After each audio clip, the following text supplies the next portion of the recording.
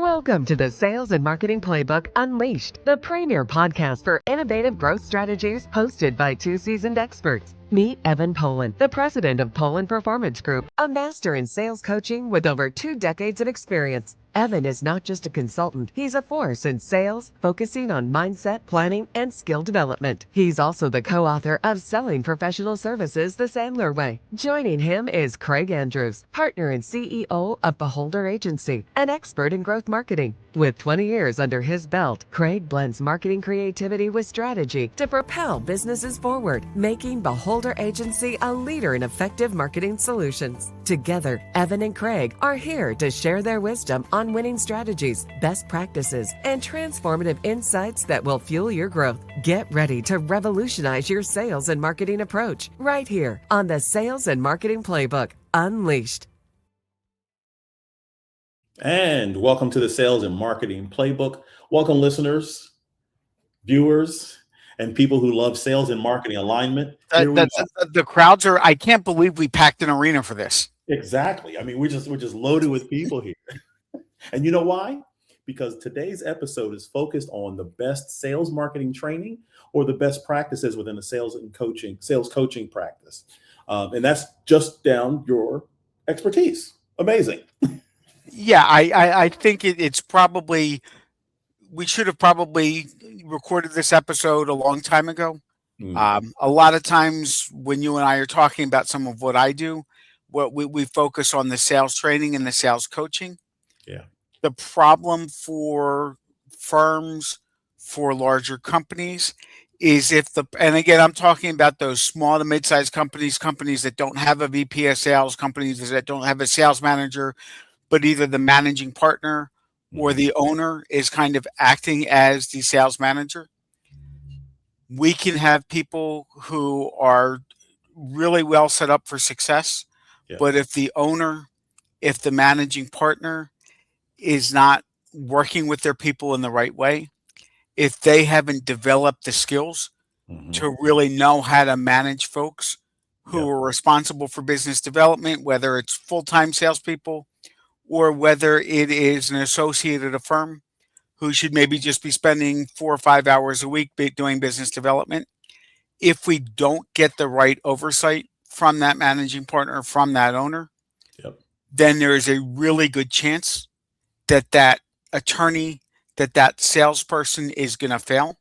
And a lot of times it's not really their fault if they're not given the right tools, if they're not given the right oversight by whoever's at the head of the firm, at the head of the company. So we thought today we'd spend a little bit of time talking about, okay, you as the business owner, you as the managing partner, what tools should you be putting in place? What should you be doing to give yourself the best chance of getting success out of your folks? And how maybe sometimes from time to time outside coaching can give you some of the tools, because if you've never overseen people before who are supposed to be generating business, who are supposed to be selling, then you don't have the tools that you need. And these are skills that you can learn and tools that you can adopt. But if nobody's ever shared those things with you before, really hard to intuitively know, okay, this is like brushing my teeth, this is what I should be doing, if you've never learned how to do it before. And I would say is that, as the business owner side of things of us, the thing to keep in mind is a lot of times, I think you said it's kind of like an alphabet soup, or it's kind of like a word play that goes on. So why don't we start with, even for me, who I've been through your training several times, the difference between sales training and sales coaching, if you can just define that for our audience. Great. And the third thing that I'll throw in there is sales management training and management training. So sales coaching is really working more with individuals, looking at helping them practice through role playing, through going through exercise. Sales coaching is helping to strategize specific opportunities, work with the individual people on their individual sales cookbooks. And sales cookbook is something that you'll hear several times throughout today's workshop. But it's really looking at the individual, the upcoming opportunities they have, the goals that they have, and specifically for that person, helping them with what they should be doing. So I'll give you an example. I just had a client call, falls into the non-selling professional. He's a consultant who does great work for his clients and is just starting to get into business development role. Yeah. He called me, gee, somebody reached out to us on the website. I want to get back to them. I want to set up a first call. What should I do? Mm. That sales coaching, individually walking him through that particular opportunity. I just last week started working with an executive recruiting firm. With that executive recruiting firm, on a kickoff call, I had 8 of their people in a training session. And with their 8 people, we worked on, okay, as a group, what should our goals be? What does our ideal client look like on a small, mid-size, and large client? As a firm, what should we be doing to get in front of them? And then we started to work on a couple of techniques firm-wide. What should we be doing as an elevator pitch to make sure that people understand the problems that we solve? How do we differentiate ourselves from the 3 giants in the marketplace? Mm-hmm. Doing that with 8 people in a session, teaching them some of the skills, some foundational things that they'll be able to take and apply over and over again. That's sales training. And then the third piece, sales management training, is really working with the business owner, the managing partner, the sales manager, and giving them the right tools and teaching them how to get their most out of their people. So it might be working with them on things like, okay, what's the best practice when you're running a one-on-one with your folks so that you do better than getting weather reports? Hey, I think our pipeline looks partly sunny. I think it looks partly cloudy. I think there might, and really getting down to, okay, what's in the pipeline? What's got a chance to close this week, next month? What activities are you doing? Teaching them the skills. Okay, if you're working with your, salespeople or you're working with your attorneys, how do you kind of work backwards from the company's goals or the firm's goals to kind of identify what you need out of each individual and then help them with what that plan looks like? The sales management training, again, is working with the managing partners, the owners, to teach them first how to do that for themselves so that then they can turn around and work through those things with their people so that they can set their people up for success, have accountability, have consistency. Yeah. And those are the kinds of things that we're working on when it comes to that sales management training. And you're really making my ears ring here, right? Because my marketing ears are kicking in because we're going to my line, right? Data, data, data. The beautiful thing about those buckets that you referenced is that they always lead to some sort of statistical outcome. Right? Correct. And if we broaden it a little bit to try to not be so specific, even though we were the playbook and we're trying to give you the plays, one of the things that companies or firms and so forth are looking for are things like higher close rate. Hey, what's the percentage of closing of the work that you guys are talking to, so that we're not just doing those sunny skies type of projections. Shorten the sales cycle. Don't we all want that? Get Absolutely. to the point, right? And in terms of referrals and pipeline quality, we've talked about this in past shows. The running engine that's not moving, right? Doing busy work for busy work's sake is not exactly what anybody's looking for. So the value of the training and the coaching and the sales management training, which is, I think, a little bit more important, is now it puts everybody on the same page. So when guys like me come along and go, tell me about what you got coming in now so that I can improve it or make it better or take you on a whole different road, those valuable data becomes important, which is why sales training and sales coaching and sales leadership training is so important. Right. And what I find without the sales management training, without the leadership training, it's like herding cats. You're going to have all of your people running in a million different directions, really hard to kind of corral them all, make sure that everybody's going in the same direction. But, and again, with the herding cats analogy, we'll go a little bit further. If you've got a strong leader in place, again, whether it's the owner, the managing partner, a practice group leader, a sales manager, that is more like a cattle rancher who's got all of their cattle going in the same direction. They Yeah. know where they're starting. They know where the final destination is. If Hmm. if the cattle are going astray, that rancher is going and pulling them and putting them back into the herd. Yeah. If from a sales perspective, somebody's not following along through the program, well, if we've got a good program in place, Yeah. then that business owner, that manager can make decisions more quickly Hmm. in terms of whether or not we've got the right people pulling us in the right direction. But if there's not that structure in place, how can we know why we're not hitting the goals that we want to hit? Hmm. So that's why making sure that the leader is really involved, the owner is really involved, the managing partner, to make sure that they are setting the course Yeah. for everyone else to follow. And you and I talk all the time about the importance of sales and marketing working together. That's right. If there's not that leader setting the course, then again, it's going to go back to, well, we're not closing business because we got crappy leads. We've got bad marketing saying you guys stink to lead. That's going to happen. Yep. If you don't have someone over the top Yep. managing the direction and overseeing everything. And I love every bit of that because this is part of the theme of the playbook. So that let's get a little bit more granular. Okay. Tell me some of the features and stuff that a sales manager really should have before they go managing the whole cattle, if you will, the sales rancher. What are some of the traits that they should have in that process?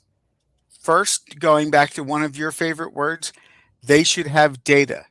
They should be able to go back and look over years past. What does our ICP look like? What is a good client? What's a bad client? What's a good referral source? What's a bad referral source? What's our average client worth? What are high margin kinds of things that we're selling?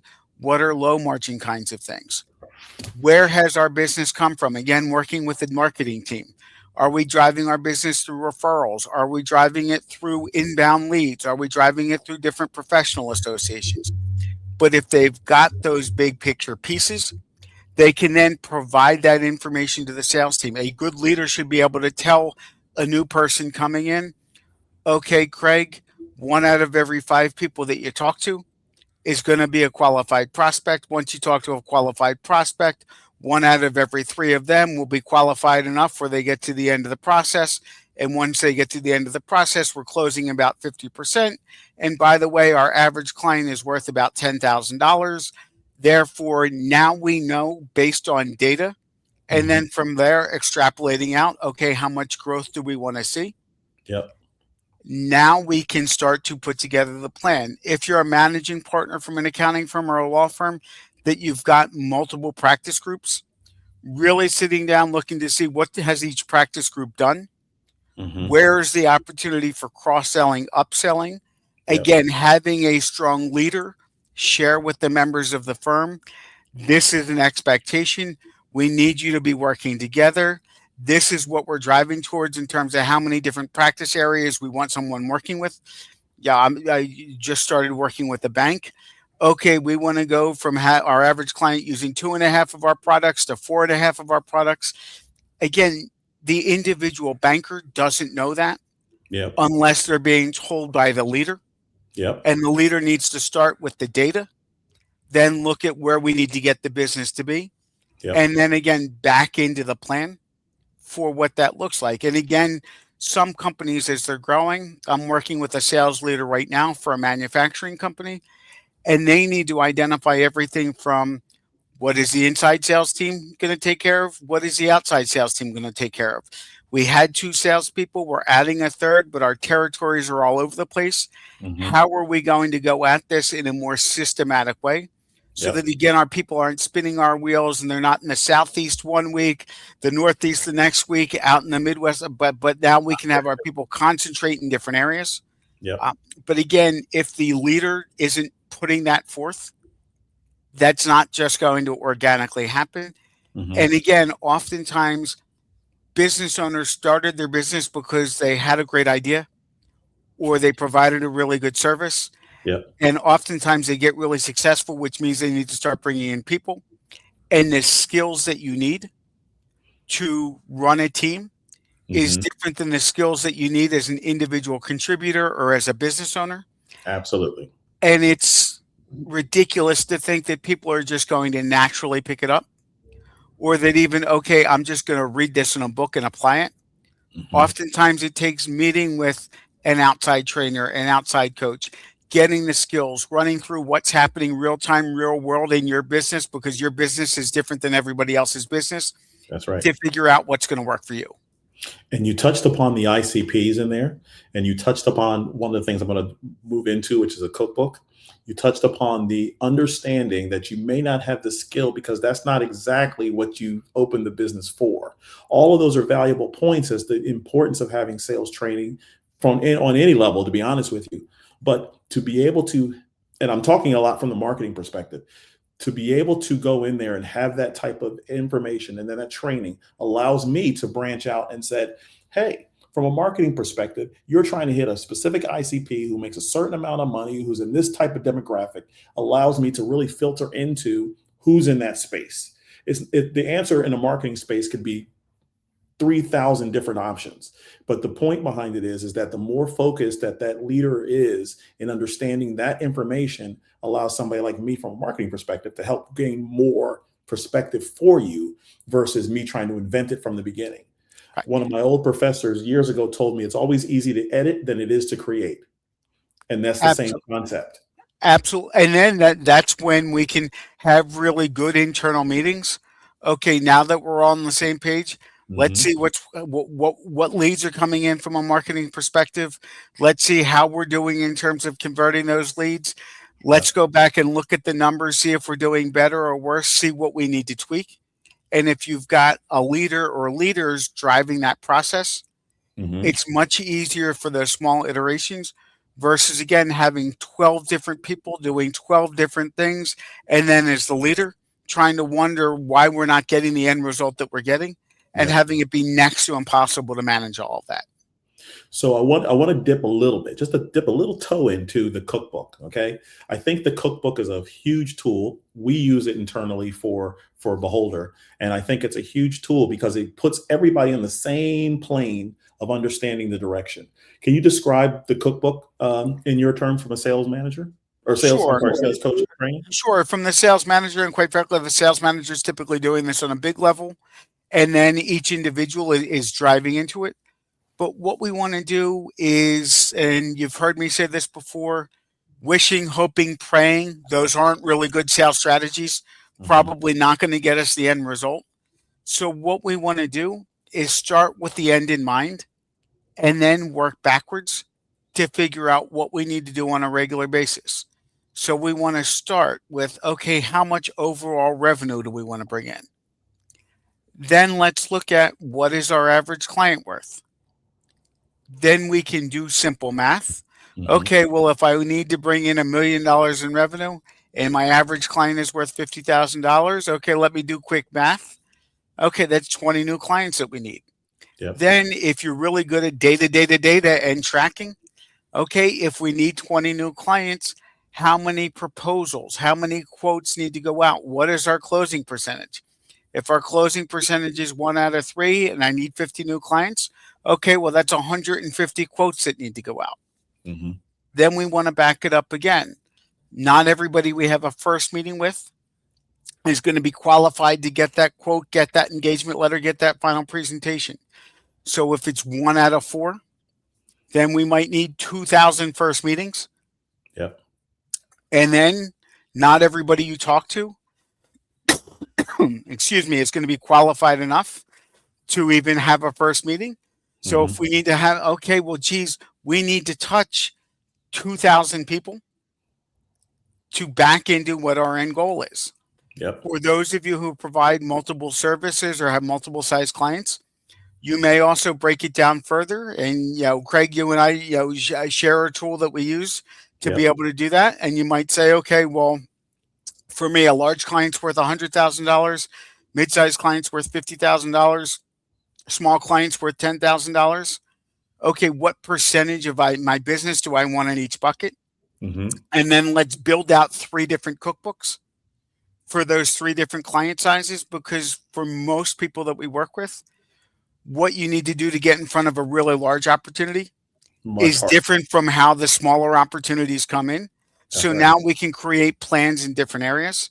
And now, you may get 6 months into the year before realizing a salesperson is just not going to make it, because if you're not tracking those kinds of things, you're just waiting for the results to come in. That's right. But if you create a cookbook, then you might identify daily behavior. Okay, somebody needs to do 50 outreaches a day. So guess what? If 2 or 3 weeks go by and they're not making 250 outreaches a week, guess what? We know, based on the numbers and based on the math, this person's probably not going to be on track to hit their goals. That's right. And let's figure that out after 3 or 4 weeks. Then 6 months into the year, realizing we've got a problem, letting somebody go, it taking another month or two to hire someone else. And now we've got no shot at hitting our numbers for the year. But if we're tracking that closely on a regular basis, we can make adjustments more quickly. And I know we're overwhelming you, and this is done on purpose. But the thing I also want you to consider, because it's the playbook, we're giving you the answers. It's just going to take you time to get it. I get it.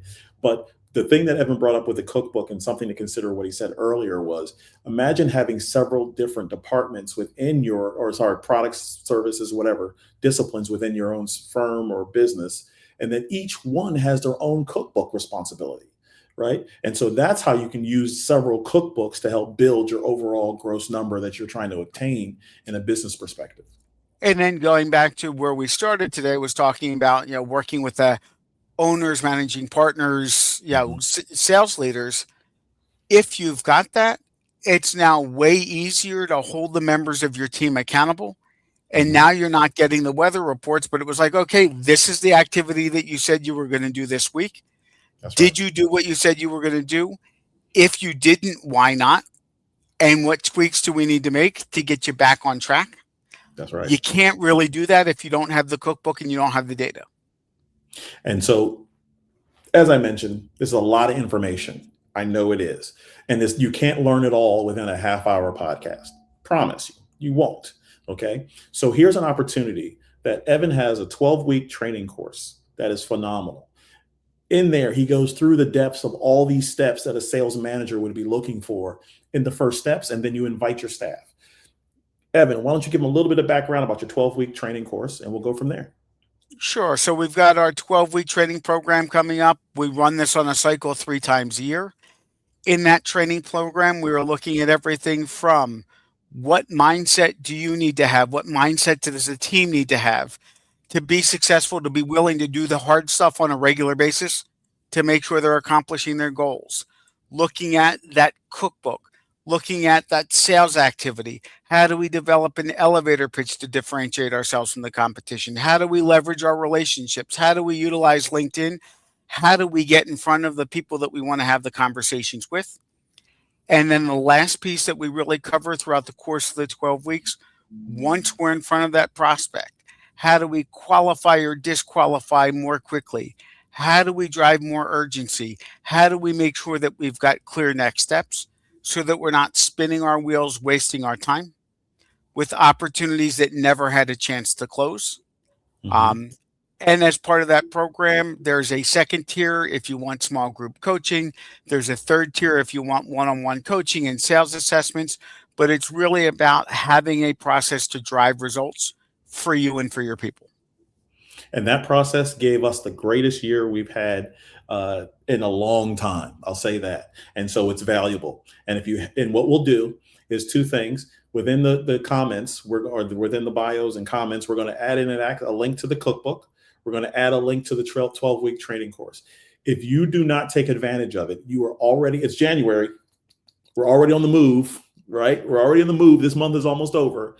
You need to start taking action now so that you can understand. And Evan's famous words, don't get to the 3rd quarter and go, oh my gosh, we're so far away from our goals. We're telling you the answer right now. Get started on this part of things so that you know. A lot of times what happens here, and Evan knows it, the actual, once you're doing the activity, the sales happen. It just happens, right? Because the hardest part is getting started. The harder part is getting started. So we're telling you right now, if you want a great 2026, get started now. Evan, any points you want to talk about before we hit the road? The key is having a plan. First, knowing the destination, know where you want to end up, building the plan to get you there, and then being consistent with your activity, doing what you need to do day in and day out. Yep. That's how you're going to hit your goals. That's how you're going to make sure that your people hit their goals. Love it. And so let me just put it to you this way. I'm going to leave you guys with a question. Okay. Very simple question. In terms of the biggest challenges you're facing right now as a sales manager, what are they? Tell us in the comments. I'd love to hear them, because if you guys give us ideas, we have no problem we're not gatekeepers. We're going to tell you the answer. So it's important that you guys comment and let us know. I would also suggest if you got anything out of this that's important, subscribe. We got a lot of nuggets to give you this year. This is a year of making money for all of us, right? So subscribe and tell your friends. Listen to this podcast. They're giving me real information. So by all means, without any shadow of a doubt, please go ahead and ask us. I ain't afraid of you. Bring it on. Okay. Evan, tell them where they can find us. They can find us on, if you really want to be entertained, you can go to YouTube and see our pretty faces throughout the course of the podcast. You can go to Apple, Spotify, wherever you get your podcast. We post little short clips every day up on LinkedIn, so go catch us there as well. And we look forward to seeing you, and we are going to bring you content like this all year long. Absolutely. Absolutely. We're coming, whether you like it or not. We're coming, because we are giving you the playbook. I'm Craig Andrews, Evan Poland, sales training extraordinaire. And until next time, we'll talk to you guys later.